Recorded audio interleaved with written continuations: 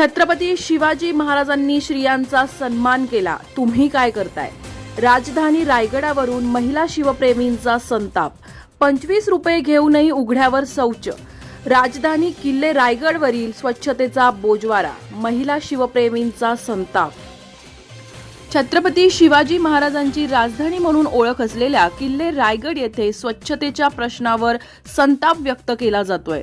गडावर येणाऱ्या पर्यटकांकडून शौचालय वापरासाठी 25 रुपये शुल्क घेतले जात असतानाही अनेक ठिकाणी अस्वच्छता आणि अपुऱ्या सुविधांचा सामना करावा लागत असल्याची तक्रार समोर आली आहे. याच पार्श्वभूमीवर एक महिला शिवप्रेमीने गडावरील कर्मचाऱ्यांना जाब विचारत तीव्र नाराजी व्यक्त केली आहे. 25 रुपये घेऊनही पर्यटकांना उघड्यावर शौचास जावे लागत असेल तर ही बाब कितपत योग्य आहे, असा सवाल त्यांनी उपस्थित केलाय.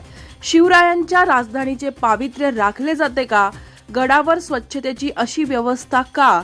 असे प्रश्न उपस्थित करत संबंधित व्यवस्थापनावरही टीका केली आहे. गडावर येणाऱ्या हजारो पर्यटकांच्या दृष्टीने स्वच्छता आणि मूलभूत सुविधा अत्यावश्यक असल्याचे मतही त्यांनी व्यक्त केले आहे. दरम्यान या प्रकरणामुळे पर्यटक आणि शिवप्रेमींमध्ये नाराजीचे वातावरण असून गडावरील स्वच्छता व्यवस्थेकडे प्रशासनाने तातडीने लक्ष द्यावे अशी मागणी होते.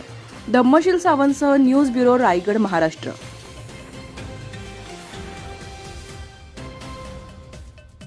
नाही, मग असं विचारायचं कुणी, आम्ही जे हे तिकीट काढतो ना, तर हे महिलांनी उघड्यावर वॉशरूमला जाणं कितपत सेफ आहे मला सांगा. तर तुम्ही इथं बसल्या म्हणजे तुम्ही उत्तर द्यायला बांधील ना आम्हाला. हे 25 रुपये कशाचे घेतात? बरं. आणि महिलांसाठी ज्या सुविधा देण्याचं काम करायचं इथं नाही, what ever it may be, पण तुम्ही इथं काम करता याच्यावरती म्हणजे जे पण काय आहे तर मग तुम्हाला माहित पाहिजे ना. आम्ही आता दुसऱ्या कोणाला विचारणार आहे? वॉशरूम तिथं बंद होतं काय? तिथं जाणं सेफ नाही. माझ्याबरोबर अजून दुसऱ्या महिला पण होत्या. हा माझ्या एकटीचा प्रश्न नाहीये दादा. तुम्ही नंबर दिला तर मला वॉशरूमला आलेली राहणार आहे का? हे असं तुम्ही सांगा, मॅडम नंबर देतो फोनवरती, तुम्ही वॉशरूम करा. हे काय बोललं झालं? आणि हा राजधानी रायगड आहे. ऐका एक मिनिटं. काय इथे कुठेही शौचाला गेलेलं, वॉशरूमला गेलेलं चालणार आहे का? मंदिर रायगडाचं पावित्र्य राहणार आहे का त्याच्याने?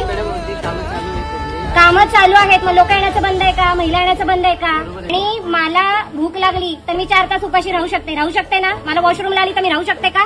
आणि दादा तुम्ही जरा काय फोनवरती बोला, हे उत्तर द्यायचे.